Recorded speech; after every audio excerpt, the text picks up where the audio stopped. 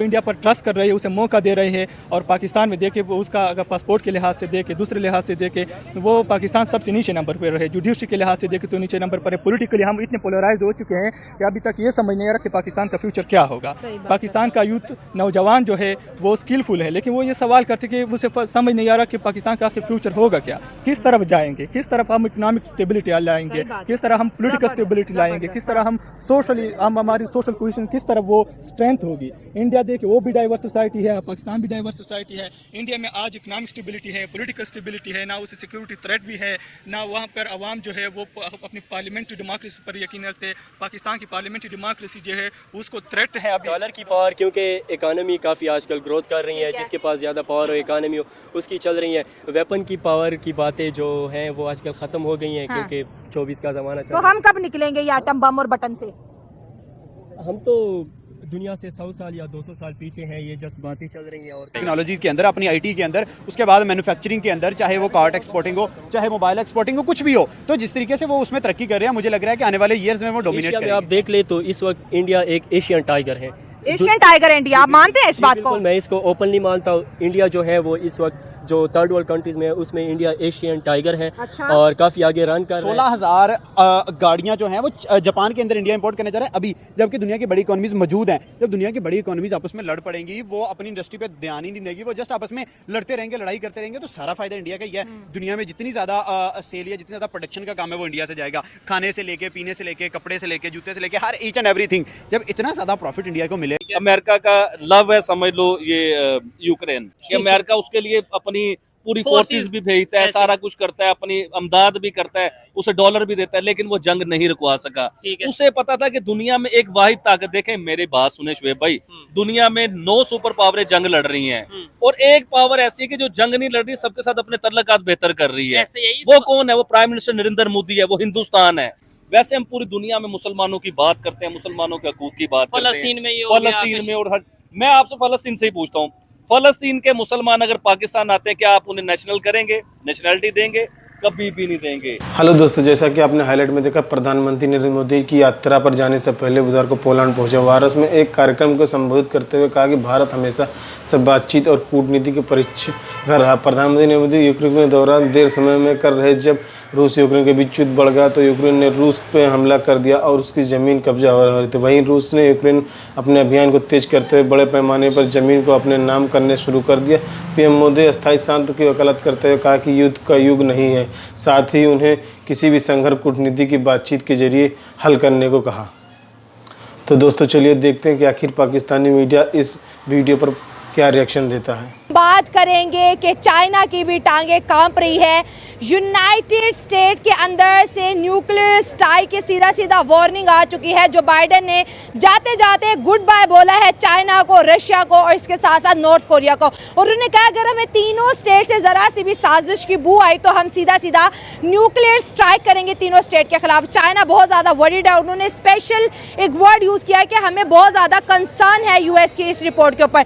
दूसरी जानिब बात करें कि दुनिया की इमर्जिंग इकोनॉमी में इंडिया का भी नाम आता है, और अगर चाइना और अमेरिका आपस में उलझ पड़ते हैं तो फायदा सीधा सीधा होगा इंडिया की को। तो जा रहा है, मतलब वो कह रहा है कि भाई ना जीऊंगा ना जीने दूंगा। जाते जाते उसने तो जैसे देखिए चाइना को धमकी दे दी। चाइना और वैसे भी यूएसए की नहीं बनती, और स्पेशली रशिया और यूएसए की तो मतलब हाँ। और अगर दुनिया की टॉप इकोनॉमीज आपस में लड़ पड़ेंगी तो कहीं ना कहीं छोटी इकोनॉमीज को इसका फायदा हो जाएगा। अच्छा। कि जाहिर सी बात है भाई, उनको बूस्ट मिलेगा, बड़ी इकोनॉमीज तो लड़ाई में पड़ जाएंगी, लेकिन न्यूक्लियर वार होनी नहीं चाहिए। उसके जो डैमेजेस होंगे वो अभी तक हमें जापान में नजर आते हैं। उसके नागासाकी सिटी, हिरोशिमा, हाँ नागासाकी, वहाँ पे न्यूक्लियर वार हुई तो उसके अभी तक हमें साइड इफेक्ट नजर आते हैं। तो अब देखिए वार की तरफ जाना नहीं चाहिए। अब सुलह सफाई से बैठो, इसको तसल्ली से हल करो। लेकिन जिस तरह कंट्रीज आगे बढ़ती जा रही उतनी साजिशें भी तो बढ़ रही है ना भाई, सीधा तो कोई भी नहीं है ना। अब चाइना ने भी आर्टिकल छापा है कि भाई हमें तो सीरियस कंसर्न है कि ये अमेरिका ने, बाइडेन ने जाते जाते तोहफा दे दिया चाइना को। देखिए बिल्कुल ऐसे ही पावर की गेम है, मनी की गेम है। हर बंदा चाहता है कि भाई उसकी ट्रांसपोर्ट चले, मतलब कि उसका जितनी एक्सपोर्ट है सारी उससे हो।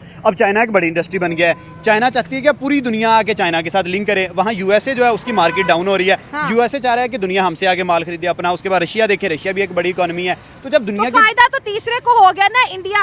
बिल्कुल इंडिया को इससे बड़ा फायदा होगा, इसीलिए दुनिया की थर्ड बड़ी इकोनॉमी बनने जा रहे हैं इंडिया वाले, क्योंकि बड़ी इकोनॉमीज आपस में लड़ पड़ेंगी। जब दो बड़े आपस में लड़के गिर जाएंगे तो भाई तीसरा जो है फायदा उठा जाएगा। तो इंडिया के लिए तो एक अच्छी न्यूज है, बट लेकिन मसला यह है कि न्यूक्लियर वार के जो साइड इफेक्ट्स है वो वहां तक नहीं रहते, वो आगे भी आते हैं। बिल्कुल आपने बात सही की कि न्यूक्लियर जैसे अमेरिका ने जापान के ऊपर अटैक किया था, आज भी उसके आसार वहां पर मौजूद है, आज भी वहां पर जो है पैरालाइज बच्चे पैदा हो रहे हैं। लेकिन इंडिया अगर कहता है कि मेरी तो फर्स्ट यूज पॉलिसी नहीं है, वो तो न्यूक्लियर वॉर से ही आउट हो जाता है। पाकिस्तान कहता है मेरे पास एटम बम है, मैं चलाऊंगा, वो मजाक बन गया। और अमेरिका ने इतना कहा कि हम न्यूक्लियर स्ट्राइक करेंगे, इस वक्त पूरी दुनिया में आर्टिकल छप रहे हैं। तो सीरियसनेस कितनी दिख रही है हमारे एटम बम और उनकी। देखिए सीरियसनेस में तो यहाँ एक फनी बात कर देता हूँ कि पाकिस्तान के जो हालात चल रहे हैं, मैं कहता हूँ कि वार होने दो।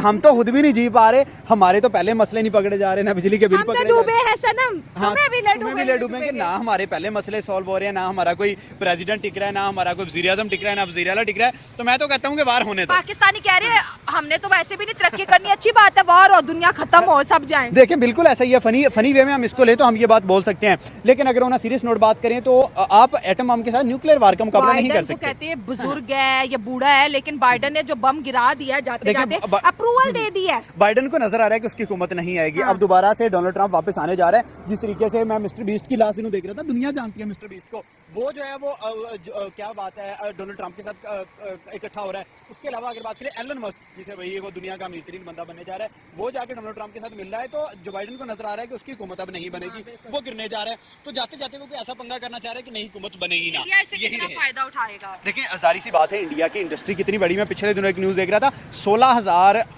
गाड़ियां जो हैं वो जापान के अंदर इंडिया इंपोर्ट करने जा रहा है अभी, जबकि दुनिया की बड़ी इकोनॉमीज मौजूद हैं। जब दुनिया की बड़ी इकोनॉमीज आपस में लड़ पड़ेंगी, वो अपनी इंडस्ट्री पे ध्यान ही नहीं देगी, वो जस्ट आपस में लड़ते रहेंगे, लड़ाई करते रहेंगे, तो सारा फायदा इंडिया का ही है। दुनिया में जितनी ज़्यादा सेल या जितनी ज़्यादा प्रोडक्शन का काम है वो इंडिया से जाएगा, खाने से लेके, पीने से लेके, कपड़े से लेके, जूते से लेके, हर ईच एंड एवरीथिंग। जब इतना ज़्यादा प्रॉफिट इंडिया को मिलेगा, ऊपर से 150 करोड़ की आवाम है, वो तो सारे काम में लग जाएंगे। अमेरिका ठोकेगा चाइना को, पाकिस्तान इकोनॉमिकली जो है बर्बाद हो चुका है, तो इंडिया को तो डंक करने वाला फिर कोई बचा ही नहीं। बिल्कुल अकेला शेर है, अकेला शेर फिर घूमेगा जंगल के अंदर, कोई नहीं उसे पकड़ पाएगा।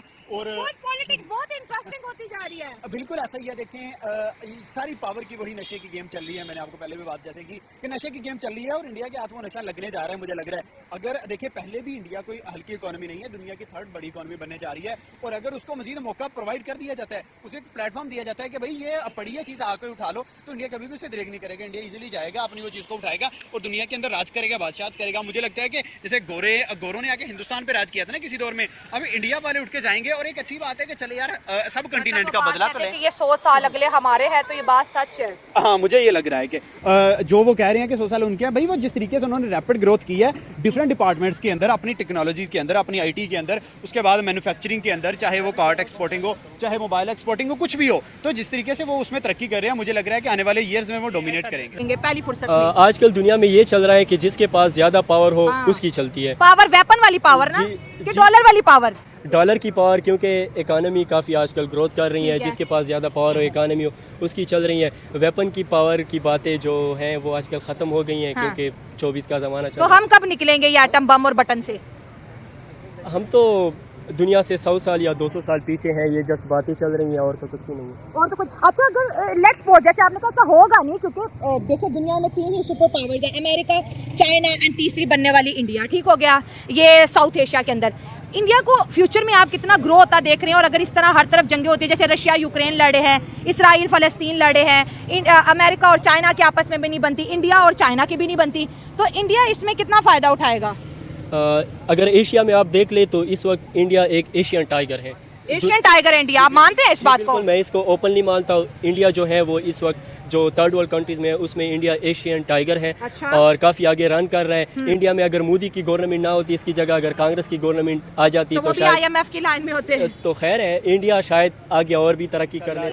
हिंदुस्तान साइड के कश्मीर के मुसलमान अगर पाकिस्तान आते हैं, लाहौर आते हैं, क्या आप उन्हें नेशनल करेंगे? कभी भी नहीं करेंगे। और दुनिया के बहुत से मुसलमान हैं, बांग्लादेश लगा ले, और बहुत से मुसलमान हैं जिनके मुल्कों के हालात खराब हैं, तो वो पाकिस्तान आना चाहें तो क्या आप उन्हें नेशनल करेंगे? नहीं करेंगे। अफगानिस्तान से जो लोग आए थे उन्हें जो अफगानिस्तान से आए हैं 40-40 साल इधर रहे हैं, उनके बच्चे जवान हो गए, उनकी आगे से औलादें जवान हो गई है, हमने तो उन्हें निकाल दिया अपने घर से, धक्के दे के निकाला। बेरोजगार आज आपको पता है, आज की तारीख आप नोट कर लीजिए, सुबह से लेके अब तक इंटरनेट बहाल नहीं हुआ पाकिस्तान में।